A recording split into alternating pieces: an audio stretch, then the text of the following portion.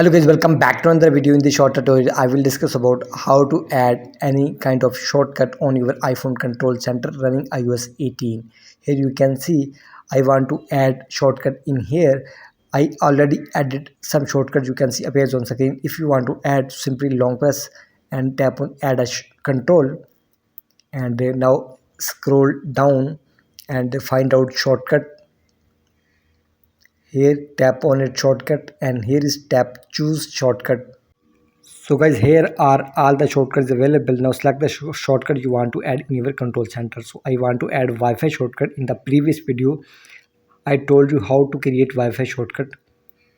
Here now tap on it Wi-Fi, and simply tap on it, and you can see simply small by cropping this, and your Wi-Fi shortcut added successfully.